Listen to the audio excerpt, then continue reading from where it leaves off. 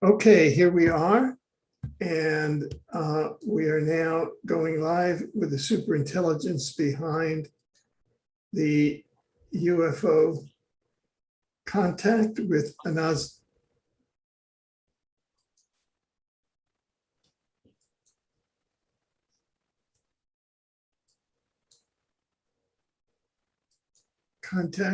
Ananda Bosman, and we're going to record. Welcome, I'm Alfred Lammermont Weber, and it's a great privilege once again to be here in part two with Ananda Bosman, part two of the ontology of the UFO and superintelligence behind the UFO contact experience, which I think is drawing a lot of attention because it's a new paradigm for the UFO. And as I'm reading all of the reviews coming out of the preparation for what they're about to release down in the United States with the Pentagon and the UAP, they're all saying, oh, this is the same old, this is just deep state CIA cover front stuff. And they're looking for the new paradigm. And in a certain sense, what they're looking for really is, much of it is supplied, I believe. I believe that this new paradigm that is emerging, the cosmic superintelligence behind the UFO contact, that Ananda Bosman, who is a visionary, cosmologist, semantic artist, ultra-terrestrial, and lifetime UFO contactee, an international researcher, and an award-winning musician and founder of the 432 Hertz music movement during the 90s, is really supplying us. So he'll be bringing number two, but this number two program is the beginning of a series of programs, I think, that will be very impactful, one of which will go even further into certain archetypes. And then will be a press conference coming, which will be an international multi-metropolitan academic press conference, bringing forward these models, I think, that are independent of the usual tired memes and cover-ups that the deep state and all of officialdom is trying to bring. So without further ado, I'm going to turn the proceedings over to you, Ananda. Thank you, dear Alfred. It's again a great honor and pleasure to be on your Exopolitics TV show, which is then also the first to really present the ideas of the superintelligence hypothesis. It's a hypothesis that can be tested, it can be overlaid. The module idea I will be exploring further. And also going back to 1950 to Vancouver, where you have really the pioneer of the age of dialogues, as we call our present era, Wilbert Smith, who was in Vancouver, one of the great world communication experts, who engaged over 200 different contactees, various forms of contactees, radio ham, radio operators, physical contactees, those who got it telepathically, etc. And some of them were civilian and some were not. So he really engaged this beginnings of a dialogue, engaging the UFO phenomenon. After him came George Van Tassel in the public sector. He was one of the contactees working with Wilbert Smith. 10,000 people would gather at Giant Rock Air Force Base near Joshua Tree in California. And they would take strong lights that they've taken from trucks, aim them at the UFO and flash at the UFOs, and they would get a response. And so this was already before the satellite, 1952. There was also communications that were received and given to President Truman as the UFOs were flying over the White House. So we have to really acknowledge Wilbert Smith, who we've been studying through the Ottawa Science Journals that he published since the late 80s as the heralder of the age of dialogue. Dialogues means engaging consciously the UFO with coherent consciousness and getting a response. And we've kind of cataloged an alphabet of different responses. And so this is a gradual process. It is an artistic process, as we presented when we were for 1 year and 4 months on the board of the New York High Art magazine, New Observations, working on issue 132, Consciousness and Contact. We presented the dialogues with the cosmos idea as a new artistic facet that is emerging, which is a useful cybernetic interface as well. In the last presentation, we explored that there is a superintelligence that is engaging the human race and that is affecting society and human culture over brushstrokes of time using modules, various forms of modules, but a predominant one is the UFO and the UFO contact, that there are different percentages of that intelligence in the module, that the modules are a synthesized reality that have various time delays on how long they remain a physical reality. And this is very variable. Some modules apply to an individual, some modules apply to groups of individuals, some modules apply in general, so are part of a more major alphabet. And we will go into some very specific cases with these modules. So George Van Tassel in the public sector, Wilbert Smith as the founder in 1950, head of Project Magnet, the Canadian UFO project. He got very good results, was a major influencer in pioneering awareness in this field and communication technologies with the UFO. Then you have Arthur Shuttlewood in the 60s in Warminster, also flashing strong lights at the UFO phenomenon there, engaging dialogues. In the 70s, you have the Peruvians, the South American contactees who engage various forms of contacts, dialogues. We'll get a preliminary information contact set where the contacts will happen, and then they get the results. So that is, for our understanding, a dialogue with the cosmic intelligence.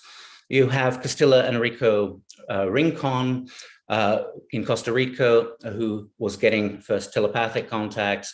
They went out with a group of scientists and other researchers and got their response. Eventually, he got his Pleiadian contacts physically in that module. So the module that was presented, the Pleiadians said they are time travelers. Their sun is billions of years in the past. They've stopped meiosis in the cells of their body. He recognized one of the pilots as a Swiss businessman he was engaged with as a friend in 1969, just that his features had changed, his cheekbones had gone higher. So the body module had been adjusted slightly. And so basically they explained that that sun by the Pleiades 2-3 billion years ago ended, but they operate from there and control the future. So that's a module, the time traveling module from the past to control the future. One influential one at present is Dr. Jacques Vallee and Dr. Jacques Sarfati. He is getting more and more attention. With Sarfati, we see a module that encompasses quite a few different individuals. Recently, he has simplified his module. He had contact in 1953 through the telephone with an intelligence which said that he would be working with many scientists and that they would be developing technology. At the end of his loop, he believes that at this time now, he will work with all the scientists and will develop the tic-tac technology. And then in the far future, it will be sent back in communication to 1953. That's how he's kind of made a module out of his experience. So the Sarfati phenomena, which I believe is symbiotic to Professor Ruggiero Santilli, he will correct some of the errors that are in Sarfati's physics. And Dr. Santilli had his contacts and had his breakthroughs breakthroughs after his physical participation inside the UFO in the early 80s. It's a MUFON file with his son. And a whole series of scientists. So Sarfati in 1953 received a phone call. In that phone call, the voice, artificial voice, said it was aboard a spaceship that came from the future, and that it's a light consciousness computer, the upload of a civilization through other aspects of that module. He only remembered one phone call through the psychedelic 60s. He went back to his mom and he asked if she remembered that phone call. And she said it wasn't one phone call, it was a myriad of phone calls. And being a protective Jewish mother, she decided to have a word with this communicating intelligence, strong word, and they never called back. During those phone calls, he received whole ideas about new physics, which he then went on to pursue. Post-quantum mechanics is covered in the holographic universe by Michael Talbot, who died at 38, probably assassinated. But so the Sarfati physics is partly covered in that. He has pioneered that further, and he believes he's cracked the tic-tac propulsion. I was very glad to see yesterday, in terms of ufology, that the Navy Commander, Alex Dietrich, engaged the English skeptic on the tic-tac UFO. And I think she did a very good job. And the skeptic also remained open-minded. So I think that's good progress in that particular tiny little factor. So what happened with the module of Sarfati is that it also went to other individuals. Uri Geller in Tel Aviv, as a 5-year-old, saw a UFO, and a beam came out of the UFO, went into his forehead. And from that, he started to be able to bend the spoon and germinate seeds and other phenomenon. Dr. Andrea Puharish, who we have studied deeply, as we mentioned in part 1, receiving all of those papers of his science on 8 Hertz in 1987-88, he brought Geller to the US and he hypnotized Uri Geller. And when that happened, a tape recorder would switch itself on like a poltergeist. And a communicating intelligence would say they were a civilization that has uploaded themselves into a light consciousness computer, which was called the Hoover, for the Yehovah.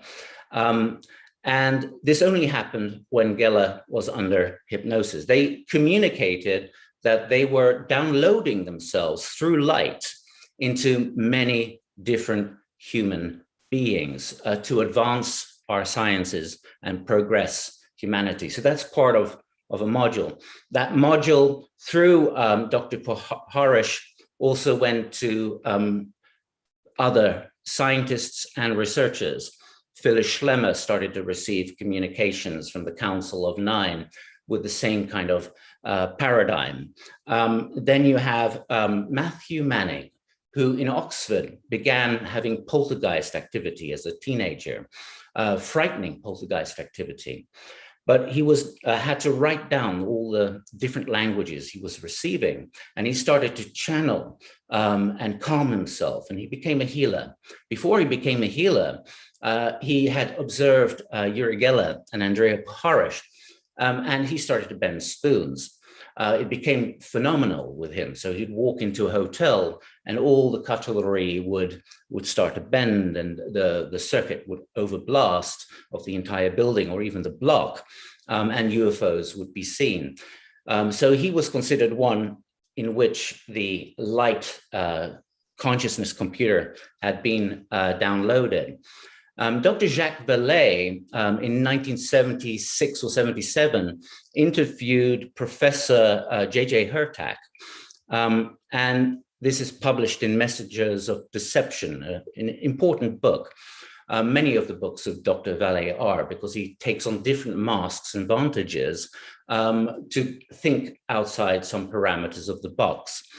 He started that really with Passport to Mongolia, where he went into folklore. It was an unthinkable aspect to bring folklore into the UFO database, but it's valid. There are overlaps and patterns that are similar from the superintelligence hypothesis. With Hertz, he had been driving into the desert with his students in California, engaging dialogues with UFOs in the mid-70s. And on one occasion, a UFO came in front of his car, and he got out of the car, and a beam was put into his forehead. And it was stated in that interview he had received a liquid crystal implant that would transduce this light technology, which of course then became his paradigm of the keys of Enoch. That story is not really spoken about so much, but it's in the literature from Messengers of Deception by Jacques Vallee.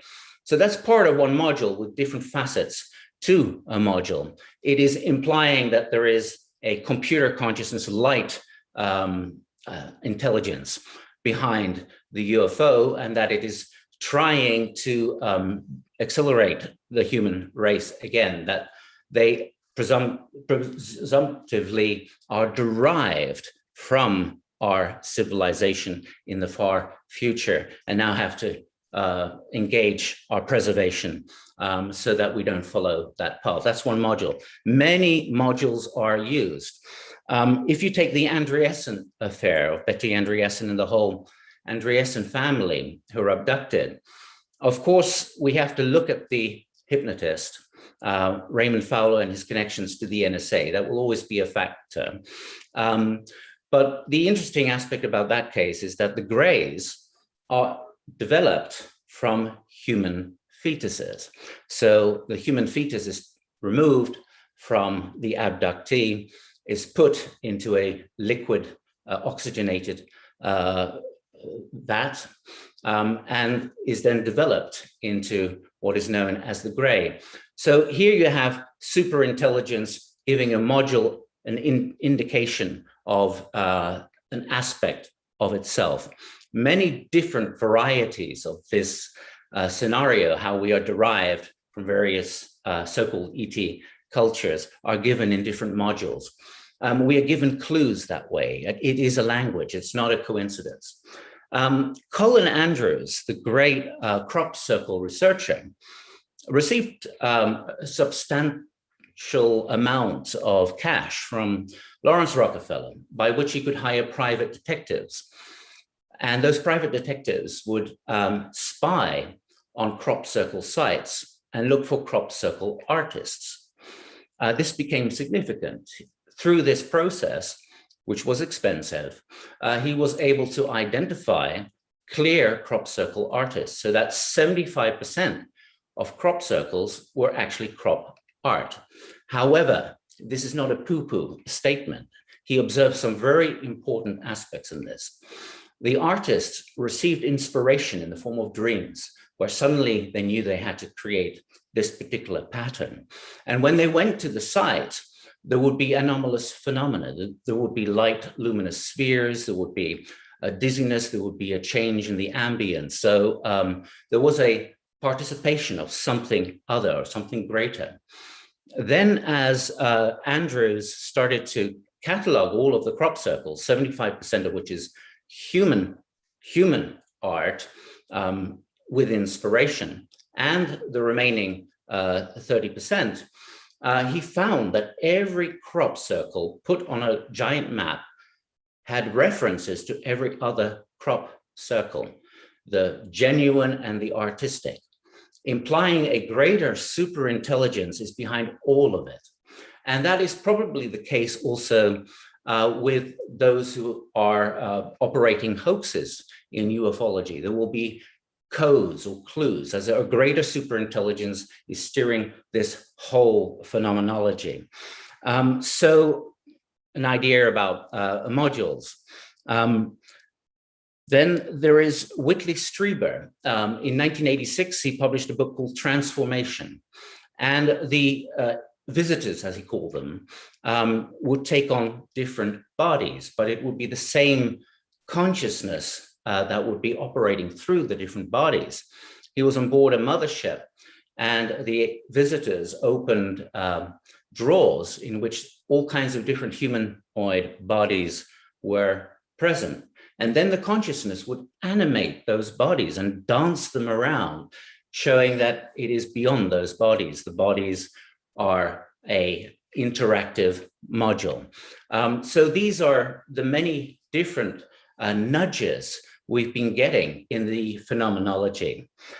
We also want to go back to Muroc Air Force Base, 1954, in our book, The Alien Presence, which we published in 93. I would have published it in 1992, but there is a series of chapters, chapter 14, 15, 16, and 17, where I was getting a guidance that something different was going on in 1954 than the whistleblowers were saying at that time. They were talking about grays and big nose grays, but you go through the research and it wasn't that. There were no signs of big nose grays. There were no signs of grays. The grays stereotypically first emerged at that time in 1961 with the Betty Hill and Barney Hill case. And then, of course, Philip Corso came in. There were some of the Roswell testimonies where you get a gray-like template being presented in the 40s. But during the literature of the 50s, 60s, there were no stereotypical grays there. So I was being guided to really focus on this Muroc Air Force Base scenario and the ships that took a geosynchronistic orbit around the Earth, and they were called new moons. And we found something significantly different occurring around the Edwards Air Force Base event. In the meantime, a tremendous amount of further data has emerged, which we have to publish. And it relates very much to this superintelligence hypothesis. I'm going to go now to the slideshow because I can talk forever in this mode. I want to give graphic content.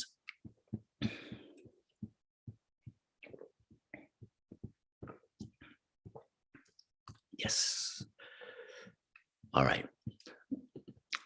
In our last slide, we were presenting a dialogues with the cosmos in the Swiss Alps at Verpekle. And we didn't really get to this part. These dancing spheres, I was able to creep up onto and gain very good footage. So I'm going to go straight to that footage. When I got too close,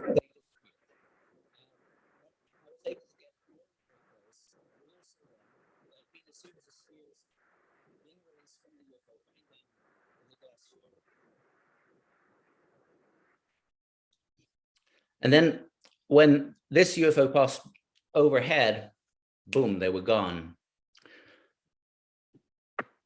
Just to let you know, we missed some of your audio there.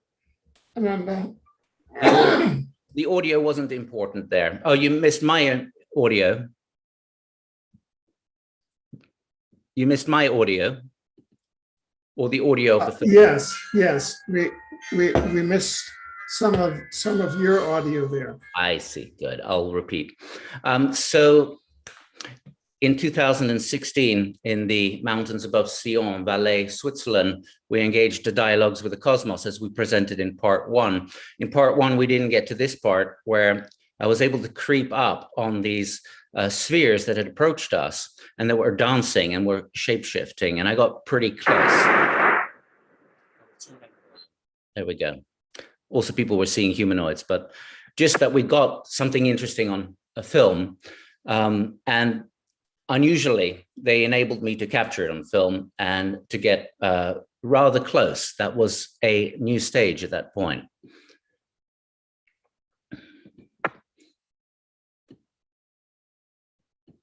Here you can see where they are under the Piquet mountain. And then they just vanished.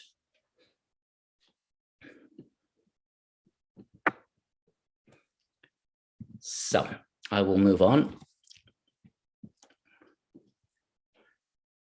With the group 2 of ufologists including the ultra-terrestrial hypothesis, the hypothesis of the shadow biosphere must also be considered.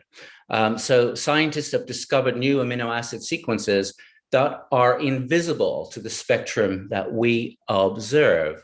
These biological life forms have DNA in other parallel domains of our planet and possibly our solar system. This is now called the shadow biosphere.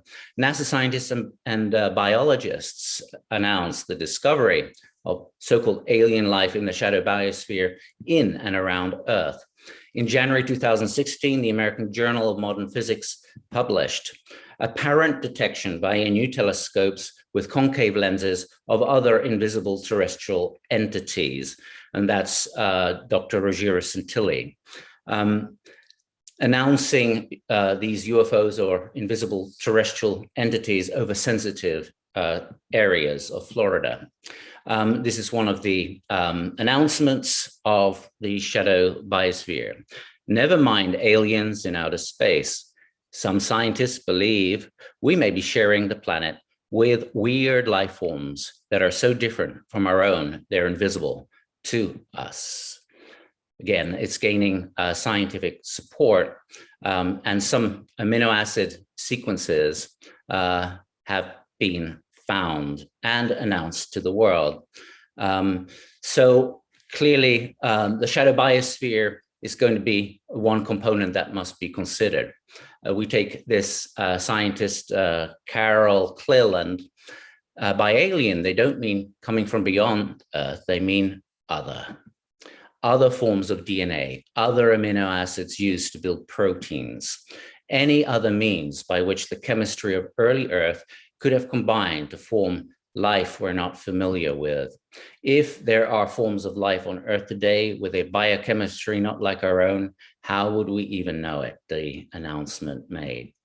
And then arsenic life forms found in Yosemite in this hidden biosphere form. So very hard to analyze, but actually indication thereof. So when you have the visible spectrum, the way that plain polarized light is rotated by these different amino acids, they are not visible to our light spectrum apparatus. And when this is the case, when one is considering this as part of an ultra-terrestrial hypothesis, then this intelligence is able to clearly then alter, to some degree, its physiology. So there's been great progress in 2016 this way. For hundreds of years, astronomers have been citing fleets of UFOs crossing the sun, leaving the moon, leaving Mars, leaving Venus. And in 1896, a French astronomer was able to capture this UFO in front of the sun. So this has been ongoing a long time, long before Roswell or Jacques Vallee, who ignored Roswell and just published a book now on a 1945 crash, long before these so-called crashes. So this can imply beings also in the solar system that have different shadow biospherical forms. We explored last time actually light beings that are creating bodies for the environments that are required to have a module of interface with. If we look at the FBI vault, an interesting document from July the 8th, 1947, already then describes the notions of, I'll return to that, the notions of the lokas and talas. In the Rig Veda first, and then in the Puranas, the lokas and the talas mentioned here are parallel life worlds with their own planetary systems, but different flows of time. In the talas, you have a slower flow of time.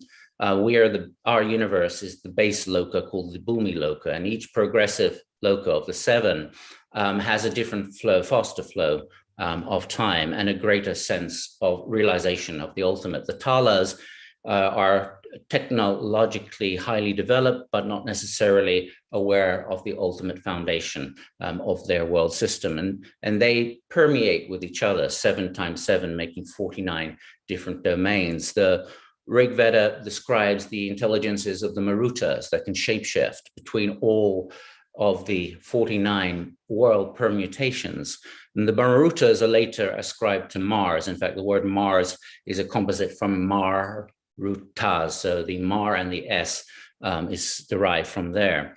The Marutas can be seen as golden light bodies that are able to take beautiful human-looking shaped forms, beautiful voices. They have specific spaceships that are called Ratas that uses the universal pranas, the universal ethers in counter-rotation vortexes.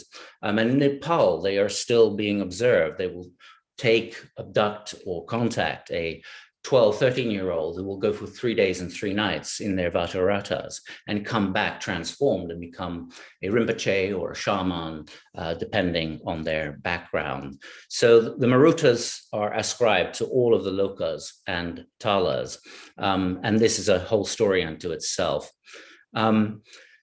So what we uncovered with the alien presence, and our last chapter was on the ultra-terrestrial hypothesis, is that mankind has been engaged by ultra-terrestrial civilizations of many loka and tala dimensions of the cosmos, different time streams. They've come into our physical world and influenced it directly. Or this may still be a module, but a greater module backset to the icon modules we're looking at in terms of the contact experience.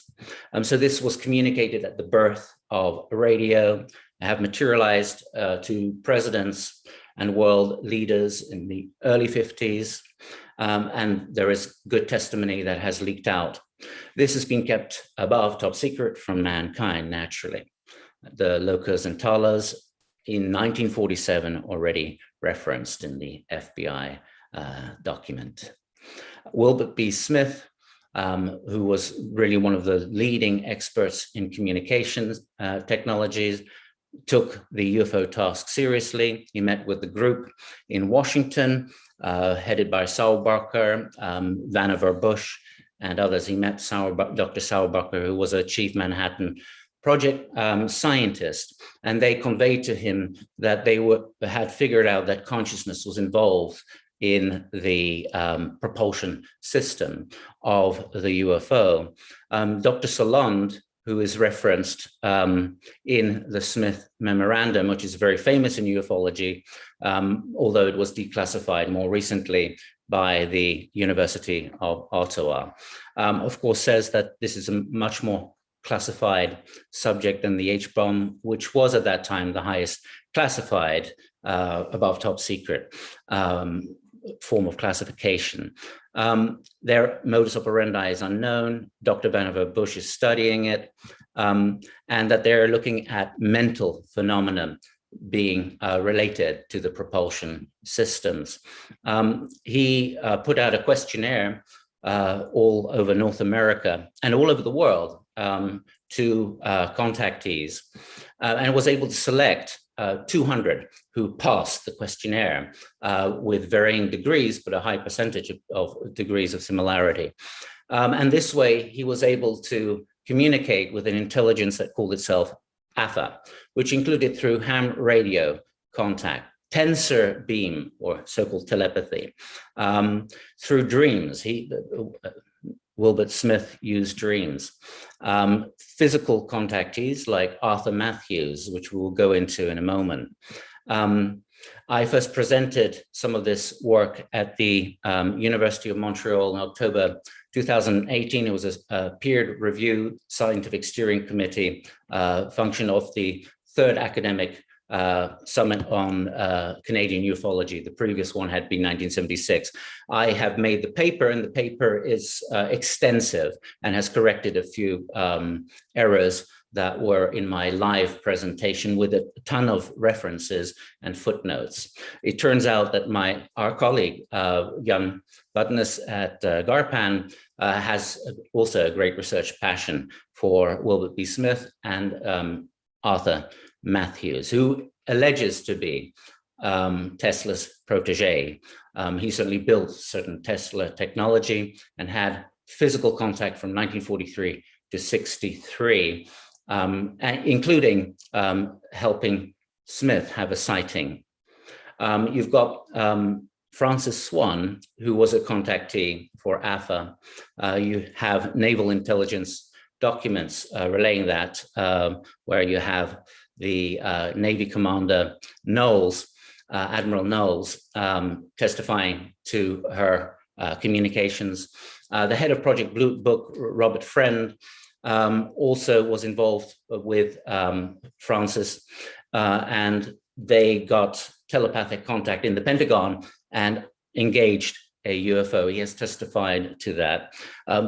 Robert Friend, Major Friend, is alleged to be the author of Blue Book Report number 13, which was never released, which is possibly a worrisome report, according to the testimony of a naval intelligence officer on the sworn affidavit in 1988, 1989. A lot of different contactees at that time were getting, in the 50s, getting contact with this intelligence called AFA. We'll go to Van Tassel in a moment, because this is before this group with George Hunt Williamson got their contact, radio ham contact, and it was initialized by Wilbert B. Smith.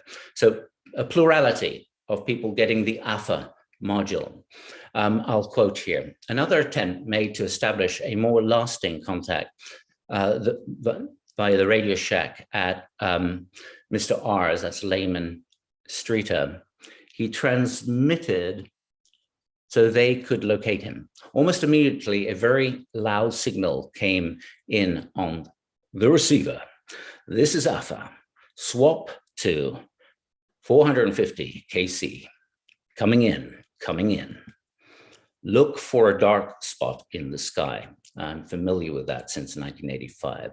Look for a dark spot in the sky, etc. Earlier in 1952, Project NQ-707 was organized to attempt communication with UFOs at Muroc Air Force Base, California, which is the spaceport of the world, now called Edwards Air Force Base. It is this unit that Wilbert B. Smith was working with in his cooperation between Canada and the United States. And he was doing similar work with his 200 different contactees. And he also attempted to get AFA to have a landing without AFA being entrapped or imprisoned. They signed a sworn affidavit, that is George Hunt Williamson's group, with those 1952 contacts with AFA. So what we found in the alien presence, we hunted the libraries, the secondhand bookshops, and did find references to, in 1952, 53, and 1954, astronomers saying that artificial satellites, new satellites, and we would only release satellites in 1957, so this is before the satellite, that are moon-sized and shaped, took a geosynchronistic orbit around planet Earth. It was Dr. Bagby who was giving the testimony as an amateur astronomer at the time. He then disappeared completely by 1957. He went silent, but in the mid-60s, he published the radio signals he was getting from these satellites. He keeps the language a little mysterious. It's mainly technical. He doesn't say alien. He just presents the data. So a series of signals were being received at that time. In fact, this is a fact by the NSA. The NSA were forced to put a particular document to this series of contacts in the 50s online. They were supposed to put it online by the US Court of Justice in 2003. They delayed it to 2011.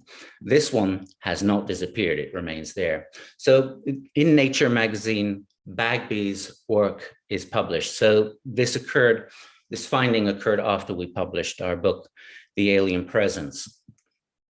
It gives a clear series of technicalities to these communications that emerged from telepaths, ham operators, and contactees, which again, Wilbert Smith was directly involved with. Here is the document from the NSA on the NSA website, which relates to 29 messages being received from outer space and extraterrestrial intelligence. This was a language that was decoded. It was found to be a 22-lettered language using, or 21-lettered language, 777, using the periodic table of elements as an alphabet. The periodic table that is used in this official document of the NSA is the periodic table of the period between 1952 and 1954. There are other identifying factors that show this document must be from that period. So this is quite exciting. Here you can see at the top, nsa.gov, public /info, and so forth. Key to ET messages PDF. Last time I checked, it's still up on their website. So whilst they have a whole series of redacted documents and the unredacted versions have disappeared, they were forced by the Supreme Court to eventually put this on their website. And so there is significance to that time. I will bypass the sun stations here that pass straight over sunspots. So a repeat of Wilbert B. Smith and his memorandum and other writings that have emerged in the meantime. Matthews is not a doctor. However, in the late 90s, someone put up his 70+ patents. He was a scientist. Our country will thrive and prosper again. Now, John Trump, the uncle of Donald Trump, was working under Dr. Vannevar Bush, which Wilbert B. Smith had relayed was the head of the UFO investigation, which is not Majestic 12. Majestic 12 is a counterintelligence operation, but it is likely that the 5412 committee that was founded by Nelson, Rockefeller, and Eisenhower in 1954 may be called Majority Agency for Joint Intelligence Command, MAGIC, and MAGI. Majestic 12 uses an executive order for the Eisenhower briefing document that is not for 1953, but is in the Obama-Trump era, and they're always sequential.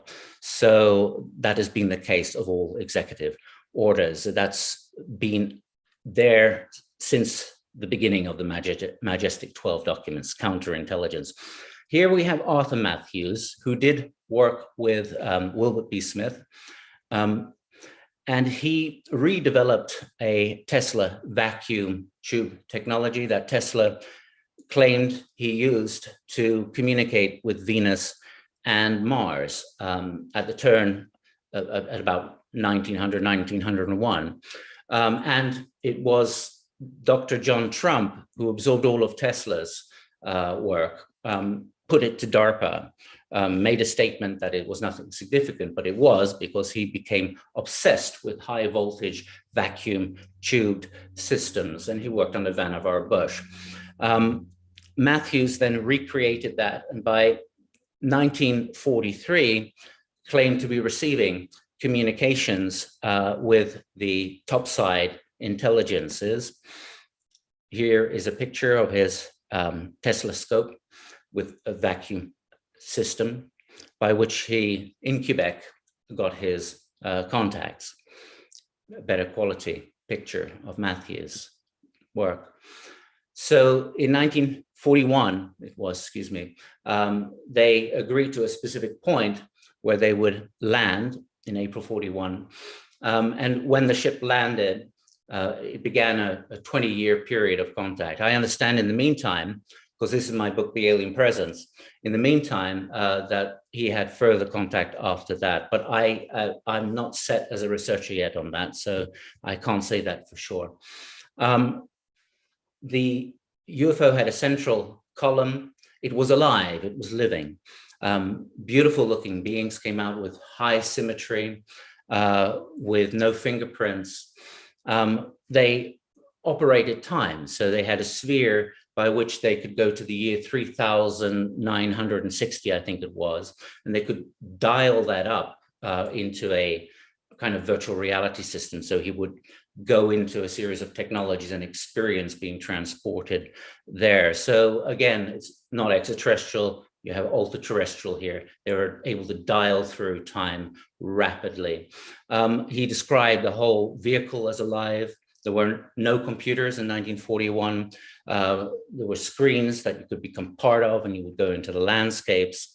And the being said that they showed in the cockpit, 2 men and 2 women would go against the central cosmopolis or the central pillar and would focus on the intelligence of the cosmos, the cosmic intelligence.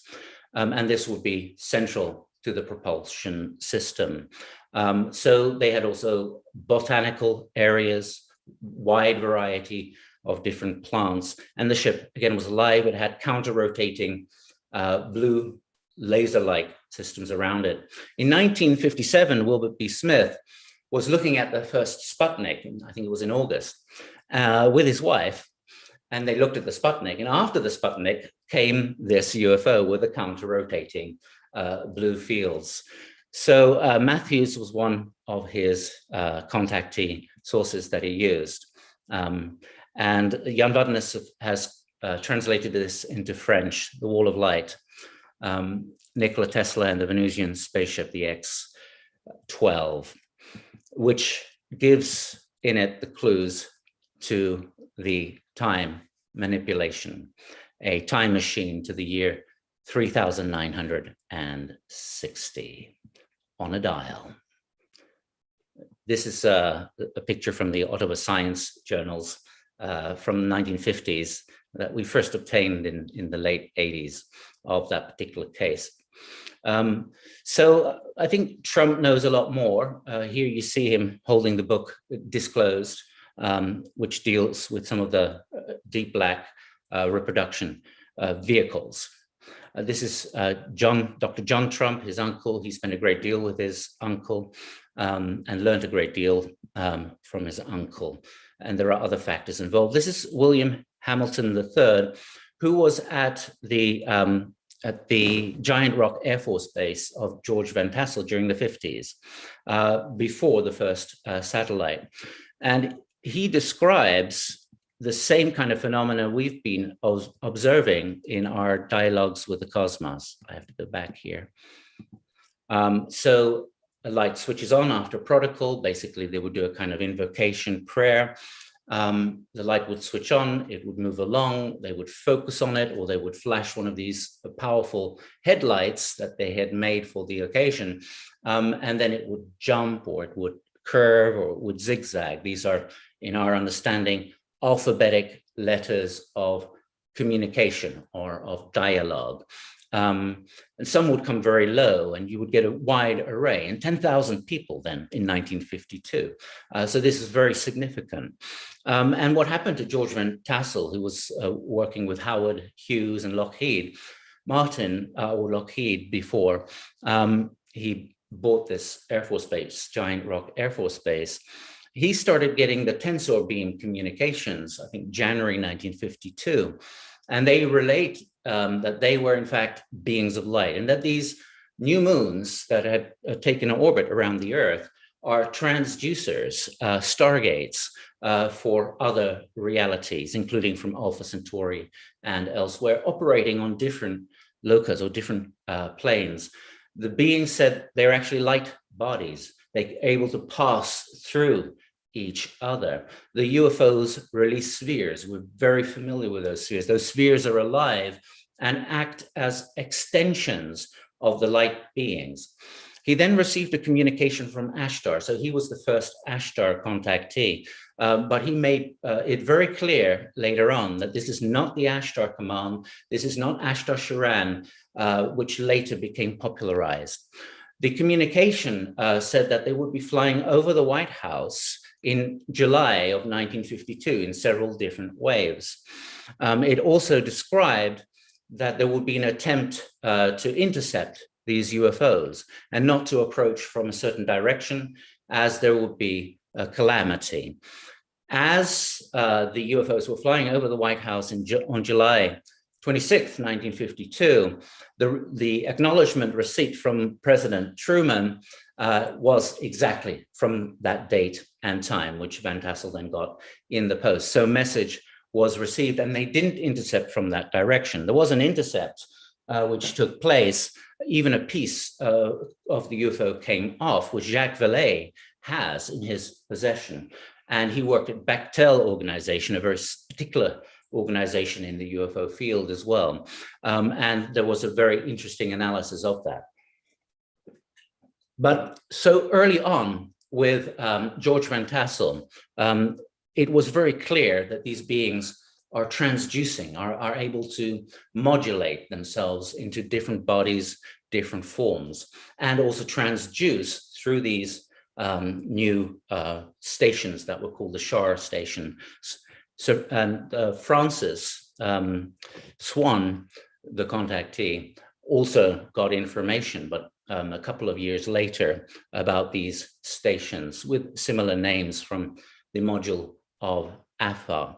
So George Van Tassel is then the first public form of a dialogue with the cosmos initiator for the age of dialogues, which might be very gradual if we think of daily averages, but from a time period is actually quite rapid if you take it in the context of history. And then we mentioned Arthur Shuttlewood in the 60s, many in the 70s. Then came James Gilland. We only went into this in 1985, where we consciously were calling the UFO, and our contactee phase began. Contactee has a wide spectrum of meaning. The most basic form is that there are more than one observations of a UFO or close encounters of the third, fourth, fifth, sixth kind occurring in one lifetime, to extremely close contacts. And in the age of dialogues, there is also this broad spectrum. There is that interaction with a series of lights, being persuaded that coherence in the heart and mind instantly gets a response from the UFO that changes people significantly when that happens. And what we found with some of our pilots in dialogues with the cosmos is that it would continue with them, and they would get closer and closer and closer, but their consciousness would also change. So they would start to get parallel thinking, parallel logic. And at some point that became too frightening. They wanted to go back to normal. The UFOs were coming closer and closer and closer, and they said, stop. And they stopped, and they were unable to engage it again. I have two particular pilots, one female, one male, this happened to. And it was for many, many months. And then it was too much. Saturation was saying, stop. And they could somewhat go back to normal, but they were expanded. So the interacting superintelligence is taking the boundaries of what we are as beings and expanding them through the dialogue interactivity. So the communications that were taking place by radio ham, by tensor beam, by contactees,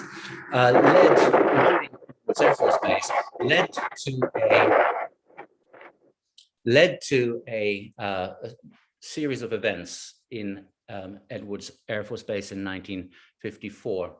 This is from our visit in 2016.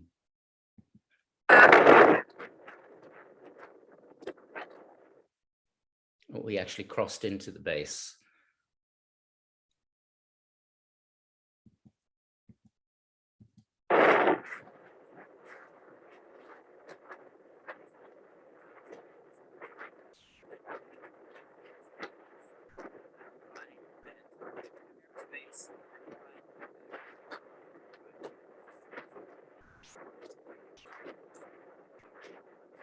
Spaceport. So it's the spaceport of the world, called Muruk Dry Lake, source of borium. The information that you can find in the literature going back to the 50s is February the 20th, 1954. We were spending 14 hours a day between our 20th year and our 22nd year, and quite a bit of concentration also in our 23rd year on this particular incident and around this incident, because we did not find any data on grays there. So these very early drawings that were published in the journals of Gray Barker, who worked with various forms of contactees, is an artist's rendition of what Dr. Gerald Light described. So 5 vehicles, and that 5 vehicle quantity comes from numerous sources, come into Edwards Air Force Base as previously agreed upon by the communication unit. The one that lands, the beings that come out are first light beings. Gerald Light called them Ethereans, because still the ether was a popular physics. It was canceled by the ethereal wind, but the ethereal wind was a distraction. So it has obscured that science. Then these beings began to spatialize. President Eisenhower, Bishop McIntyre, Gerald Light, head of the Hearst newspapers, and multiple key witnesses were selected. Bishop McIntyre from the representative of the Catholic Church in California, to about 250 personnel, described Ethereans that first came in these etheric light bodies and had the ability to materialize and dematerialize at will and could spatialize into a human form. In the recently declassified and released notes of Dr. Light, he basically describes that these Ethereans are able to take any form necessary, but that they're part of a proto-human form, which we call Homo Universalis or Homo Ethericus, universal man as a template. So the ether is in the hadronic horizon of the new physics, which has made the 5th nuclear force that unifies the various forces and overcomes the 4 nuclear forces. This has been done in physical experiments. We're going to come to that when we come to the science of the cosmic intelligence, and that they're able to decouple the electrons from a fused state, the ether state, and then develop stem cells. So the Earl of Clancarty, who is a member of the House of Lords, testified to this and also wrote about it, Brinsley-le-Poire Trench, Lord Trench. He had contact with an Air Force pilot who was there and was present. He described human-like beings, but that the lips were still almost bluish. They were undeveloped, like when a baby is born. There were no fingerprints, no lines. So it's a freshly biochemically spatialized body. They were taken into the hangars, and then guns were pointed at them. And he described that they asked that Eisenhower announce their presence to the world. They also related to Gerald Light, and this is only recent information through his notes, that our reality is a construct, it's synthesized. So this is the first time that the scientific and military community had the bombshell dropped on them of designer reality, designer worlds. Today we have Elon Musk, we have Dr. Nick Bostrom, Dr. Terrell of NASA, who are propagating that this world is a computer simulation. So it's not so shocking anymore, although it's much more than that. Gerald Light's notes describes that the real reality is a planet they call Etheria, but it's a universal planet. And that from that state, the ether, planet Etheria, they would modulate the electron orbits for different worlds and different dimensions. it was said that Eisenhower had a heart attack. They flipped out. They got demonstrations as they would warp time and space, walk through walls, become visible, invisible, and had no problem doing so as they gave their examples. This is Bishop McIntyre, who went on to found a secret UFO study group in the Vatican, which is another story. The movie here, it looks like Edwards Air Force Base, although it was supposed to be Holloman Air Force Base. It was only 5 seconds that were released by Robert Emenegger because he was contacted by the Pentagon in the early 70s, and he could choose between 5 different fields, one of which was 3-dimensional holography, and the other was of interest particularly was the UFO. And he was shown the Holloman Air Force Base landing, but Holloman seems to take place in 1955. Even the NSA's John Alexander doesn't poo-poo that in his book, UFOs from 2011.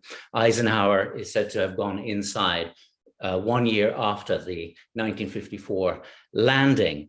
Now, in the early 70s, because of Watergate, Emenegger of Grey Advertising was told they took the film from him. He was supposed to release that at the end of his film, UFOs Past, Present, and Future, or UFOs, It Has Begun. It does have Major Robert Friend talking about the AFA affair that took place in the Pentagon with 2 naval intelligence officers. So you have his testimony on that, and you have some interesting factors with Dr. Jacques Vallee. But he left 5 seconds of the movie in. A white sphere coming down. So 5 ships, some were apparently left behind. What also Gerald Light describes is that the ships are an extension of the beings. So they are synthesized from the beings and are alive and conscious. We've described these individuals. They were held at gunpoint, made themselves invisible and visible, said they would continue to contact mankind from within the core of mankind until mankind was ready. As Eisenhower said, mankind isn't ready to know their presence. Walk through walls, dephase their bodies, coming from planet Etherean or a hadronic fused ether domain, the universal backset of the ether, the hyperdense medium, left some ships behind, and scientists' worlds were collapsing. This is quite well known now, but the particular factor coming from Gerald Light's notes, this document was released already in the 50s to Mead Lane, Borderland Sciences.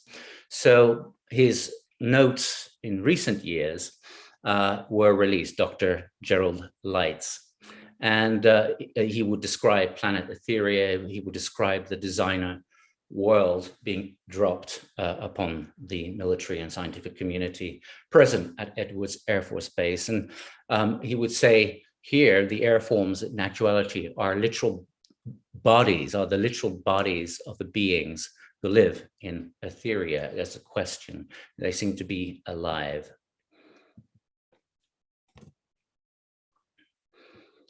This slide I will come to right now. Yes. So we have the introduction of a greater reality that our world is in fact a designer world in 1954 by these light beings that can take on human form, and that we are in fact descendants of this same light form. This is our original template and model. And there's much to be said on that. So this is just a little peek. We've developed this new music system, which is also part of the protocols of contact. And hydrogen is 90% of the universe. 92% of the atoms in our body are hydrogen. The proton and the electron in the hydrogen atom have a phase velocity difference in their orbital velocities of 8 cycles per second. So since it's in every cubic centimeter of space, 8 cycles is the tuning of the universe. 90% of the universe in every cubic centimeter, 92% of the atoms of our body. 8 Hertz sets up a harmonic resonance system, 8, 16, 32, 64, 128, 256, 512 Hertz.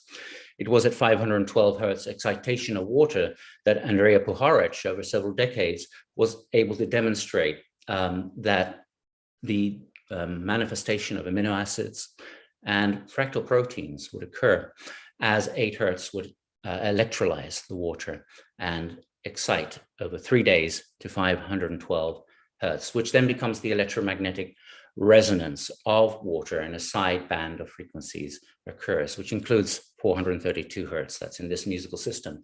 We call this universal tempering. So this is the musical harmonics of the whole universe. But 8 Hertz was found by Puharich to pass straight through a triple vacuum, triple Faraday cage, which means that 8 Hertz is local and non-local. It ortho-rotates through virtuality, Bell non-locality. So therefore being present, past, present, and future. This is part of the universal mind, the universal intelligence. And it is 8 Hertz that we dip into every 30 seconds if we're not watching TV, which is having a blank frame every 30 seconds. We dip into 8 Hertz, and then we're in all dendrites of the brain at 10 to the power 12 bits of information per second, several galaxies worth of information. So this is the foundation of our consciousness. And now it's found that the heart also peaks at 8 Hertz in maximum sustained coherence.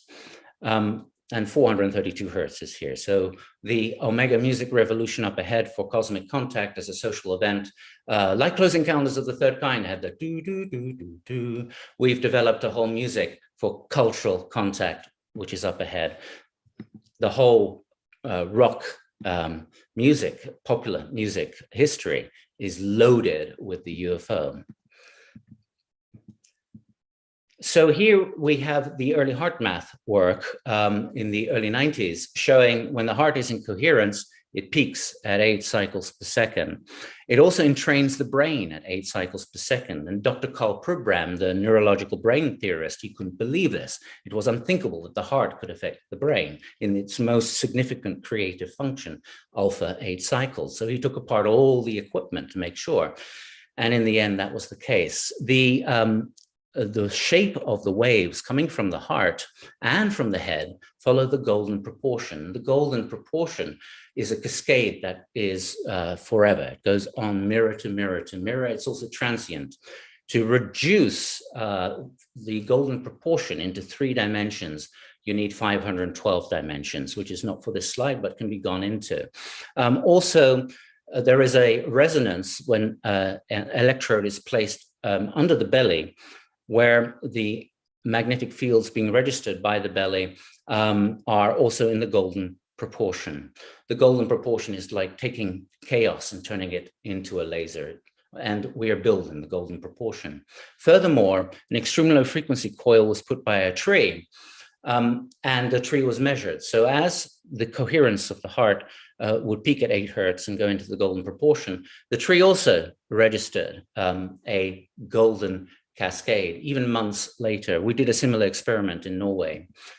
Here is another demonstrating the 8 Hertz of the heart engaging a golden proportion in the tree and on the separate ELF coil in that particular study. So many studies have been done since the early 80s by Roland McCraty and Dr. Glenn Ryan.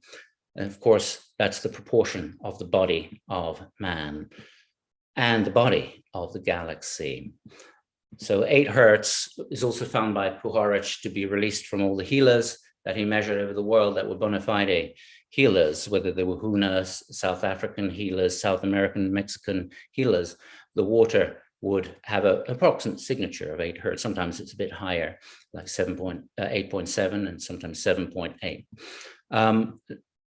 Then there's the DNA studies where DNA is put in a Petri dish and the pilot focuses on the Petri dish, even half a mile distance, and produces a change in the coiling of the DNA. In the end, it lasts several years, producing 3 separate changes to the samples, a coiling in the middle change, uncoiling, and a greater coiling. At the same time, this demonstrates, as Dr. McCratey says, a non-Hertzian energy behind compassionate love. It's acting like a time machine. It's producing 3 genetic changes. This is genetic engineering beginning to emerge. So interactive genetic engineering by sustained coherence in the heart and anthropic sentience, that is coherent consciousness as a result of this biological coherence. These are the protocols for contact. Furthermore, Dr. Luc Montagnier, the virologist, did an experiment where he put 2 containers of water, one with a bacterium of DNA and the other sterile, and he put a 7 Hertz field around both, and the DNA teleported into the sterile water. These experiments have been taken up by Dr. Ventura at the HeartMath Institute, and they're now involved for several years in experiments at teleporting stem cell DNA into the sample DNA with biofeedback measurements of the heart. So man as a genetic engineer is emerging away and out from the genetic robot, a genetic robot in order to bury and maintain the code of biotranshumanism, where we go back to, in our theory, back to the original model, this Homo universalis template, which we, in our opinion, in our paradigm, is one factor of the UFO module interaction. This is the water tetrahedron, which is then electrolyzed or excited at the hydrogen atoms.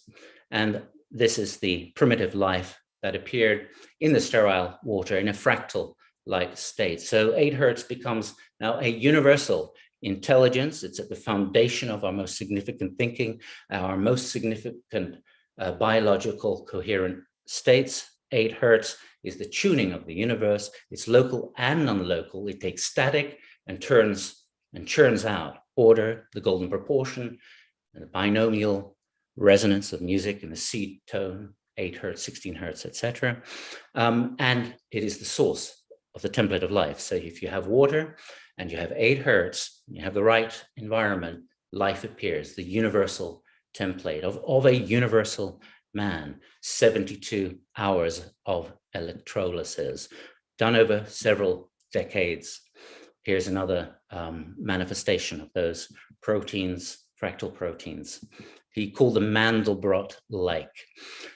This is the importance of the A note. When C is 512 Hertz or 256 Hertz, the A is 432 Hertz. And if you look at each note divided by the 12th root of 2, you get very significant harmonic resonant patterns that are fundamentals of the building of our universe. You have the binomial sequence, you have E, you have the golden proportion rounded off, you've got 153 Hertz, you've got the 144 Hertz, and you've got the 136 Hertz, that's the physics constant, and many others, the binomial.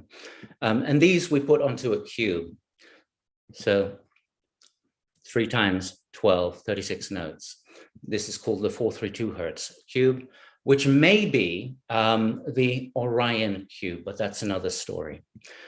These resonances work with our body and amplify our coherence. This is Hessdalen, Norway, where scientists from many countries, including Japan and Italy, have been analyzing since the mid-80s the UFOs that will appear there. They will appear and take on plasma. And when I spoke to Dr. Erling Strand in 1998, because the UFO that had appeared over our Timegate site, as we explored last time, he said that that same UFO had also appeared at Hessdalen, so 200 or so kilometers from where we had engaged. And the UFO, before it appears, I asked him, have you detected 8 Hertz? And there's a bit of silence on the phone from Dr. Strand. He says, well, Ananda, as a matter of fact, always before the phenomena, the Hessdalen light phenomena appears, there is a cycle of 7.4, 7.8, so close to 8 Hertz appearing. We've just explored the significance of 8 Hertz in our consciousness, in our heart. and in genetic engineering. Now it appears before the UFO manifests, takes on plasma, and then becomes solid, takes on rare earth elements and does phenomenal things. So the language, the universal language here is being touched, a harmonic language of the foundation of what it is to be human in heart and mind. And us awakening as genetic engineers, not with genetic technology, but with biological coherence and sustained coherent consciousness. So this one was in the 4th of December 1999. 5 different groups were studying, including SETI in Italy, Hessdalen Research Association. They scan the phenomenon. It moves at 30,000 kilometers and then takes a 180-degree shift and goes the other way. The scan of that particular 30,000 kilometer moving UAP shows that it's composed of the rare earth scandium, which occurs in that area. And the stealth bomber is also using, it's a very rare earth element named after Scandinavia. So we do an experiment with Hessdalen. First of all, we look at the site, don't do any protocol, and nothing appears. Then we engage about 2 minutes of the sustained coherent 8 Hertz protocol. And of course, we have tested it first with biofeedback, so we know objectively that we are sustaining 8 Hertz. When we switch on the 8 Hertz, on 2 occasions, after 2 minutes, this object here appears to be dancing over the trees, a typical place where the phenomena occurs regularly by the webcam. We also recorded each of the sessions where we didn't use protocol. The second time, we got the same phenomenon. So what this basically establishes is that 8 Hertz is the key for dialogues with the superintelligence and its modules. It's also what they're interested in steering. And Puharich was involved in this module, that is the same module that Dr. Jacques Sarfati was involved in. He just took it further, and in many other fields. In dialogues with the cosmos, the last one was in 2018, July, we use brand new equipment. We use the BioWell and Sputnik from Professor Korotkov. And the BioWell sensor is able to do very specific measurements. But what the Sputnik is able to do, it's able to record the ambient the ambience of the surrounding environment. And this has never been taken out into the wild. So we were 2,000 meters in the high Swiss Alps, still cold in July, at the Simplon Pass. Here you can see the Sputnik for the ambient signal, and here's the BioWell connected to a Mac. And we had about 12,000 euros worth of equipment for that occasion, which was donated for that occasion. And we had experts in this field of Professor Korotkov. On the field site, we made a triangulation of Sputniks and BioWells to the computer, and the group was in the middle. We would then engage the protocols in that triangulated area. And when a UFO would appear, the 3 operators would mark it down in the computer with the exact time and see if there was a signal. Here in the debriefing the next day, I show the BioWell where the laser pointer is pointing. The BioWell is demonstrating that as we do the protocol, there is a noted ambient shift, and the protocol lasted about 12 minutes. And during that whole 12 minutes, there was an effect. Here, a signature appeared through the BioWell and Sputnik in the ambience as we were having a sighting of the UFO. We have always 2 units that count the time. We have 4 units that look through all the different satellite because you need different satellite databases. They're not all covered. We have units that cover the directions, the constellations. We have a measurement of radiation as well. So this is the first time that's ever been used in the UFO field, let alone in the savage wild. And we got very clear results. So here you see the approximately 12-minute section where the protocols produced a measurable change in the ambience. So opening the fieldwork, opening the portal, opening the Stargate for the dialogue. And we will continue with this. This is important that we bring in as much signal intelligence into dialogues.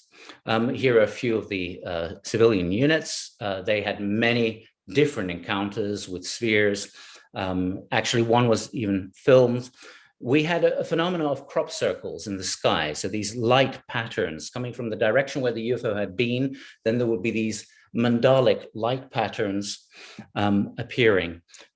Here I would gather the intelligence from each of the participants with time and direction and quality. They would bring in their drawings of what they had seen. There would be comparisons of different pilots who'd seen the same thing. There would be a whole clusters of spheres linking up with tubes and beams, and then producing these light mandalas in the whole sky. This is Dr. Rosalia Kodagny, who began to decipher actually a Morse-like code in the patterns. She's a medical doctor. She also filmed this sphere coming down to the group, which started to engage these light flashes and these mandalas. Some of the various drawings, of course, we always map the constellations and the directions and time. And we have that recorded in audio and video as well. So here, a zigzag construction of the vehicles. Here, a series of spheres lining up with these filaments between them. And this was the kind of Morse code language that Rosalia Kodagny, Dr. Kodagny, extracted from this several nights in July of 2018. Now, we were not expecting this. And each time we do a dialogue, something we do not expect happens. So we're always being expanded. And I've been in phases in my life where I basically do not need any UFO sighting. I have about perhaps 1 or 2 a year. But I had phases where it was necessary for me to see hundreds and have many different types of interactions. For me, that's not so important. But what is interesting is I might not have any more passport, so to speak, on a regular basis. But when we engage a dialogue and we engage protocol, there is a response every time that we have done it, and we've been stretched in our parameters of what's going on. So UFO sightings gave measurable changes or peaks in the ambience of the Sputnik and bio well. And what also happened is that the radiation levels changed around the time of that change in the ambience of the environment when the sighting was being seen by all. So the natural background radiation was around 100 CPM, 120 maybe CPM, but in that window it goes up to 347 at 3:33 a.m. around that manifestation of the UAP or UFO sighting. So it's significantly higher. However, in Norway, where I had my mountain cabin and I received the downloads for the 432,000 man-like races, also the numbers of our music theory, I have recorded on film, and I still have to convert that to computer, CPM background radiations of 90 million, and you should get cancer from that normally. But this only exists for a few minutes. So this is called weird gamma radiation, not gamma radiation, but weird gamma radiation. And weird gamma radiation is being studied at the University of New York to treat cancer and other ailments. So weird gamma is something completely different to a consistent gamma radiation. But this is something that is measurable regarding the UAPs, UFOs. We're going to go into this new physics. We mentioned this briefly last time. The first of the mystics that we interview in Netflix Mystic series is Sir Rogero Maria Santilli, who dedicated his life to completing the insufficiencies in quantum theory, was at Harvard and MIT, and has made brand new technologies that are also used by the US military and that work, and that changes everything. One of them is that he's made the antimatter telescope, the ISO telescope. So you can see the normal telescope is on the left, that's a Galileo telescope, and the Santilli telescope on the right. So one is convex with its lens, the other is concave. It is the concave, the ISO lens, that picks up the antimatter light of the antimatter universe. Now, for some years, hadronic astronomy has been observing with scientists, astronomers over the world with these telescopes, antimatter galaxies, antimatter cosmic rays, antimatter gamma rays, antimatter asteroids, and other astronomical objects. But one night, the Santillis in Florida were frustrated because it was heavily overclad. So they decided just to tip the telescope and look into the environment. And then they started seeing these antimatter UFOs, and they were moving intelligently, and that should not be happening. Antimatter will normally create a massive explosion in its reaction with matter. And there were distinct types that were being seen. This has been repeated. In the meantime, Rogero showed me a miniaturization of these telescopes that will cost about $80, which he's developing and will be available. So in our dialogues with UFOs TV, we will use those. So when a UFO disappears, I want to see if it appears in antimatter or isomatter. That's work that's necessary up ahead. Isomatter, some of these were isomaterial, that is, intelligent vehicles that were both matter and antimatter. The significance of that we will return to, because it implies more than our universe, our mirror universe. It implies a greater cosmic intelligent design. So he regretted calling them ITEs because shortly after he published this paper, of course, the New York Times article appeared from Leslie Kean and Ralph Blumenthal, and the whole ATEP program sequence began. So he meant initially to call them UFOs, but he's a hard scientist, has many scientific enemies in his lifetime. So here's a close-up of the antimatter telescope. What is important about this physics, one of his early papers in the 50s, I saw a republication of it after the millennium.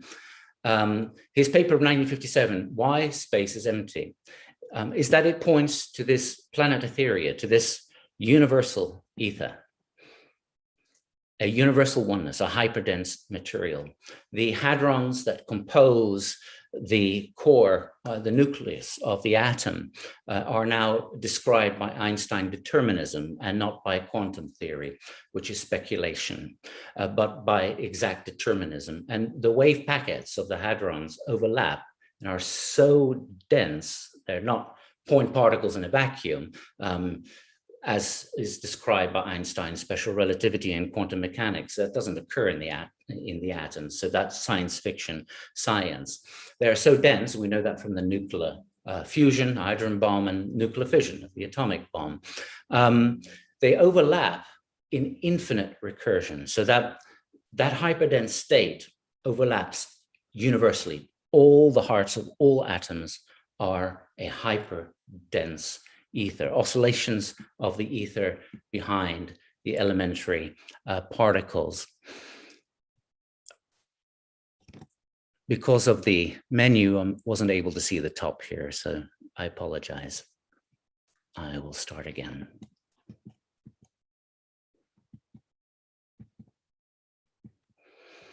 We would not be able to hear each other's voices without Earth's atmosphere. We'd be unable to see one another's faces without a universal medium, the ether, propagating light. Since light is a transversal wave, the ether must necessarily be rigid. The only possibility for matter to freely move in space without the ethereal wind is that all electrons, protons, and neutrons constituting matter are oscillations, vibrations of the ether. When matter is moved from one position to another, there is no actual motion of any solid, but merely the transfer of the basic oscillations forming matter from one position in space to another. Stated in plain terms, matter is totally empty and space is totally full. This, of course, also has psychological, mystical implications. Anything we can hold on to, in fact, is empty. And what we call empty space is infinitely rigid. This is the ether. So in our interview script with Sir Santilli for Mystics, he states this: the thought-provoking conclusion is that matter is completely empty of any conventional mass, while space is completely full of the hyper dense, I can't see that word there. I suppose it's carrion. Hyperdense. Hyperdense, good. The universal ether and the etherino. So we depict in gold here the universal backset of the ether, the hyperdense, infinitely rigid, almost infinitely rigid material, a fused state in the heart of the atom. In 2006, the discovery of the Ethereano was made by the hadronic scientists. And the Ethereano is the longitudinal propagation of the ether. This was demonstrated with hadronic reactors. It's the first fundamental particle behind all particles, fundamental particles, that could not be reduced to 3 dimensions. So a universal Ethereano carrier. Also, new technologies are being developed for communication, because it's likely that the Ethereano is the universal communication system. And that's where ET or ultra-terrestrial intelligence would be working. The proof of the Ethereano comes in the fusion of the single electron and single proton and hydrogen gas. Santilli dedicated decades in mathematical, theoretical, experimental, and industrial research in the synthesis of the neutron from the hydrogen atom, as occurring in stars, for which he has been nominated a number of times for the Nobel Prize in Physics. Since said synthesis cannot be treated via quantum mechanics, while admitted a full solution via hadronic mechanics. This picture depicts the orbit of the extended electron comprised inside the hyperdense proton, which approaches Einstein's determinism, no longer quantum theory. This is the device that is continuously fusing hydrogen gas, which is impossible according to quantum theory, which quantum theory was developed during World War II. In 1934, German scientists, Einstein and Podolsky and Rosen and numerous others objected. They said, this is, you don't have determinism here, it's insufficient. There are many insufficiencies. So there was this dominant Germanic World War II mindset with that physics. And quantum theory is correct for some exceptions. The US military has an adapted version of this, which is then able to detect nuclear bombs and other weapons when they are shielded. So this technology is accepted by the US military. Dr. Santilli was at some point approached to go to the, I think, Sector 4, Area 51, and he refused. He, of course, was aware of that data. But Dr. Ruggiero Santilli needs to get together, I believe, with Dr. Jacques Vallee. I will be inviting Vallee to our panel in the press conference in Vancouver, August 21st. So trustfully, he does that 4 to 6 minutes. And this will be then the introduction to Roger Santilli, who I will also ask to do a 4 to 6 minute presentation, perhaps on his space-time machines, hadronic space-time machines with Dr. Illert. And this fusion of the proton and electron to a neutron is done by suns continuously. Our sun does 10 to the power of 30 per second. That's a phenomenal amount. This gives an indication that stars and suns are part of a continuous creation. So as the electron and the protons are actually oscillations of the universal ether, and the wave packet of these elementary particles is the size of the universe, so a total entangled state, we have a very significant new cosmology coming in. Einstein did not believe in the Big Bang, nor did Fermi and Hubble. They were unconvinced by universal expansion. So this is from the script for mystics, and in regard to a very particular question I asked. A number of mystical aspects are inevitable concerning universal entanglement. The first is that the continuous entanglement at a distance is characterized by contact and thus non-potential interactions. I have to remove myself there, namely by purely ethereal interactions, because they carry no potential energy. So that becomes significant in terms of things like consciousness and knowing. Another mystical aspect is caused by the fact the wave packet of one electron fills up the entire universe, all the electrons of the body of the energy of our electromagnetic system, of our organic system. Each one fills the entire universe in its wave packet, because even though its intensity decreases with the inverse square of the distance, the wave packets of one electron is identically null only at infinite distance.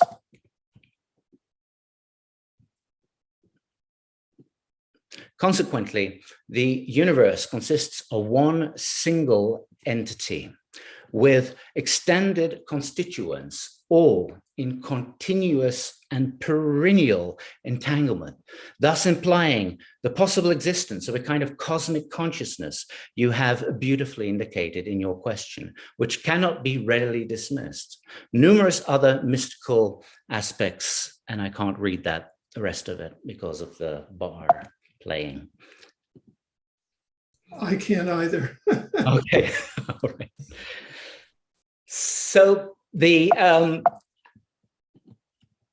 hadronic reactor that synthesizes neutrons from the single electron and proton of hydrogen is the proof of the Etherean, because, and I'll have to remove the controller here, I asked the question, do your observational experiments and measurements on the synthesis of the neutron from hydrogen imply a continuous creation in the universe? Yes, the mass of the neutron is 0.782 mega electron volts bigger than the sum of the masses of the electron and the proton. The missing mass cannot be provided by relative kinetic energy between the electron and the proton. The only consistent explanation I can find is that the missing energy of the 0.782 mega electron volts originates from the ether as a universal substratum of extremely high density. Then the only possible mechanism verifiable with experiments is that the missing energy is propagated from the ether to the neutron via longitudinal impulses I have called the Etherean. So a unique character is given, which is 0.782 mega electron volts greater than the sum of the proton and the electron. That's the proof of Etherean, and it gets rid of the whole neutrino obscurism, which is kind of scandalous for many scientists, but this is practical technology, and also gives indication of a continuous creation, but that's just the beginning. The significance becomes immense. The implications are far-reaching because a star synthesis is 10 to the power of 30 neutrons per second or more. Therefore, there could be such a continuous creation of matter that our sun may acquire from the ether, tons of new matter per second. It should be noted that there are additional events in the universe that can only be quantitatively explained via an accretion of matter from the ether, and these are extensive. So this is just a simplified extract. So planet Etheria has gained its own science unto itself. And of course, this produces impact on the subject of the UFO. Even more important. Ananda, sorry to interrupt. I just wanted to draw your attention to a message in the chat. Can you see that? No, I can't. I wouldn't be able to see the slide. Oh, okay, it says, if at 6 p.m. we are not completed, I suggest that we stop and create part 3. It's now 5:50. I see. Very good. I think we're drawing to where I want to go with this. Okay. So the total entanglement of all space of the universe went through the scientific process September 2020. So that was a historic event. 2020, many things happened. UAP task force of naval intelligence acknowledging that UAPs are there. We have the Einstein-Rosen-Podolsky hearings, and we have, of course, the so-called COVID measures, which we don't go into here. As a complement of the total space entanglement, there's also the total entanglement of time. And this becomes very important. This is also utilized in the hadronic space-time machine components of hyperlocomotion. So last July, as I was communicating with Professor Santilli, he says, I would also suggest to talk about the complementary total time entanglement, which is a consequence of the total space entanglements, following known space-time symmetries. This implies the existence of a superior entity knowing all past, present, and future events. And here we're talking then about superintelligence. Superintelligence beyond this universe. So our universe is continuously created from the ether, as we've just explored. The antimatter universe, which has been detected as an iso mirror universe, has its own ether, an antimatter ether, from which antimatter is continuously created. And the UFOs that we're seeing with the Santilli telescopes included one group which was made out of both matter and antimatter, requiring that whoever synthesized those had the intelligence of the ether, was operating with the intelligence of the universal ether, as well as the intelligence operating in the universal antimatter ether, clearly implying something beyond both mirror universes. So these are very significant developments in this brand new branch of science here, the isomaterial UFO. So we would need to engage, be able to engage a transportation system, a communication system with the twin universe, the antimatter universe. That would be one hypothesis. But since all past, present, and future matter and antimatter moments are calculated because of the implication of the total entanglement of time, it implies that that intelligence, superintelligence itself, has it in its design that there comes a point where both universes are cooperating, as we see in this technology. So this is another advantage of the emergence of superintelligence. Superintelligence, in that sense, would blast us because it's beyond this universe or the antimatter universe. The antimatter universe coming in contact with our universe produces big explosions if it's not done by intelligent design. So this is something way beyond. It needs modules to interface, which is drawing our time cells to a congruent time cell where we can cognitively and with our senses interface. And clearly that's what's happening through the UFO contact.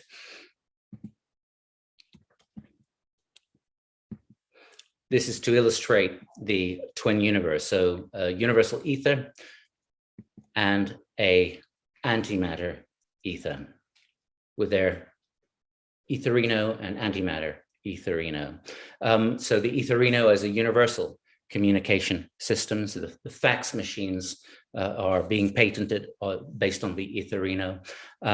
There's also a new form of electricity, continuous current, which uses the etherino system, and modeling of consciousness based on the etherino. So where consciousness becomes ET, universal internet. So perhaps the comment, because the next section is significant, but as the commenter said, time is short, so we could indeed do a third installation and explore this further. Also, many features in my notes haven't been addressed either, but we've given a further series of examples of the idea of superintelligence and also introduced this new science that gives indication of it. This new science was born by someone who went inside the UFO. His module was the plantoid. So which there are numerous contacts over the world with the plantoid beings that are able to also shapeshift, and the ship is organic, the computers are organic, and hadronic computing is exemplified in trees. So organic hadronic computers far superior to quantum computing as it interacts with this etherino physics of the universal ether. And a tree does that. So a tree is an advanced computer system. Thank you. That is extraordinary. Just absolutely extraordinary. Ananda, I'm almost speechless with this new paradigm. And I wasn't clear. I just wanted to clarify something. Do you want to go on to a part 3 or not? Because you're very, very welcome to. I can go to a part 3, and I do believe that you and I need to also present the upcoming press conference on August the 21st. Oh, okay. Which should be a separate event, but I think that would be the next pressing one. Okay. We also have another one, which is the 1555 coding from the Queen and what's behind that. We take that. Good. So this part 1 and 2 then stands as is and is an extraordinary new paradigm, which I think bears serious consideration. And I'll be sharing it with many of the people who are out there, as I'm sure you will be. Yes. And we will be announcing a date for 2 further programs. One, an important program announcing the press conference and giving more details about it. And then a second program going more deeply into the design of public events. I think would be one way to talk about it. That's a good idea. So, yes. So yeah. So thank you very much. Thank you, Alfred. Are there any further words you'd like to leave our audience with?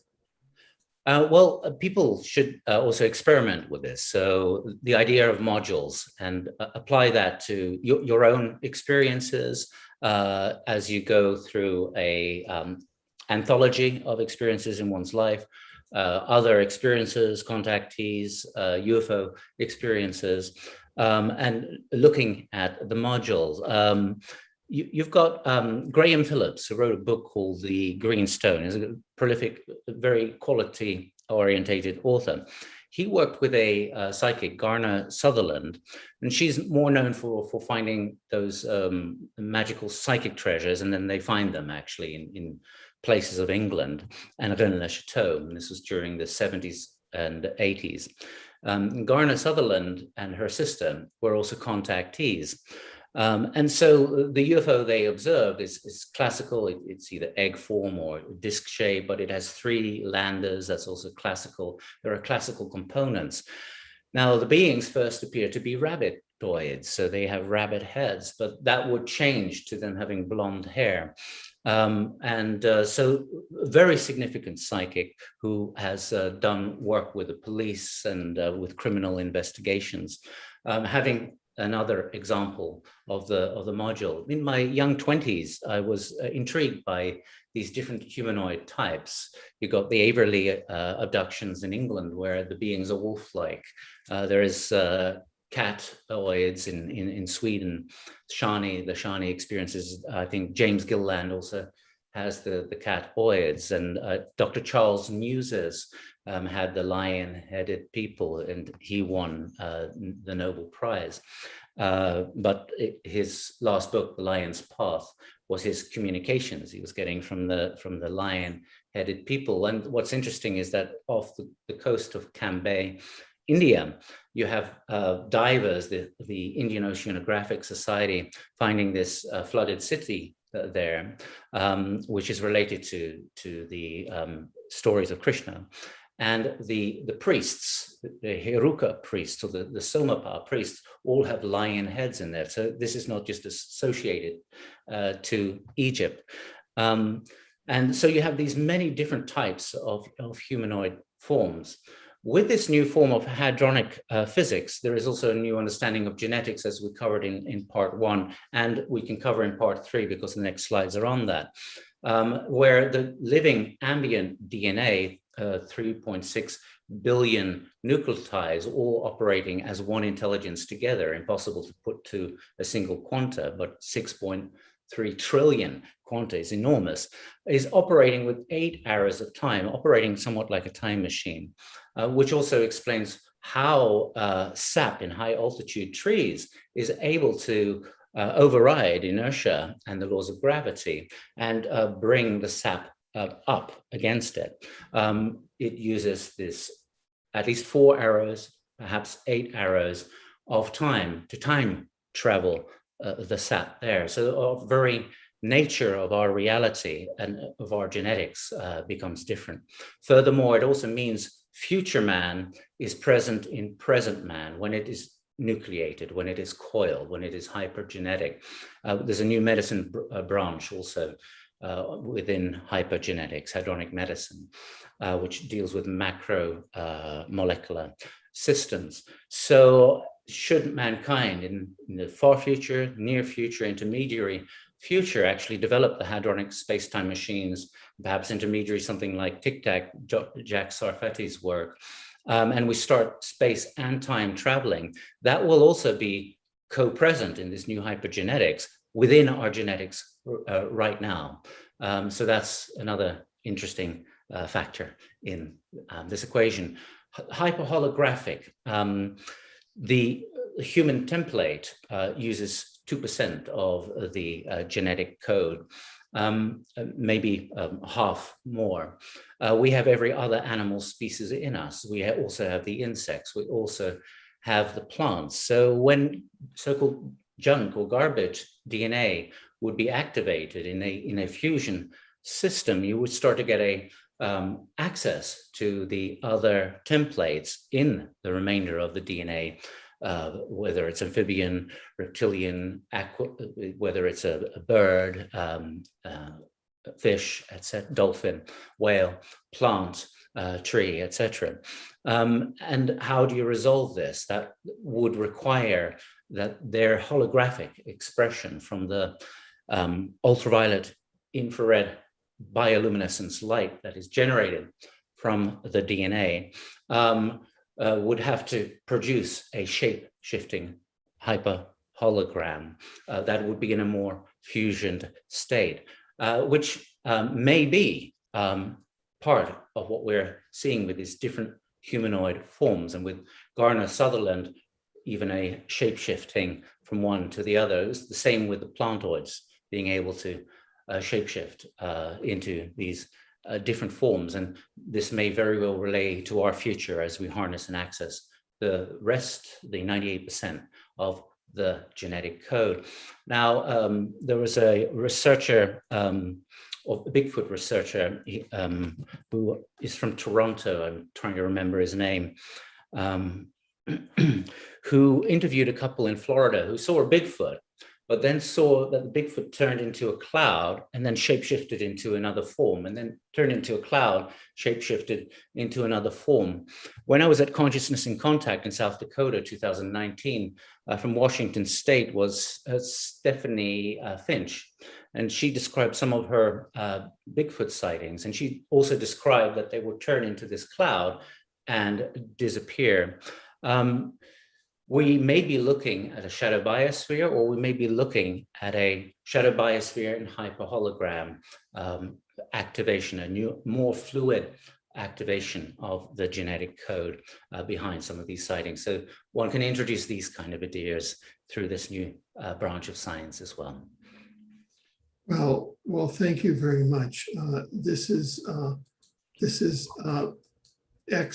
extraordinary. These new paradigms and these breakthroughs are extraordinary, and we look forward to their further development and their propagation and appreciation by society at large. Could you please stay after the program? I'd just like to have a few comments with you.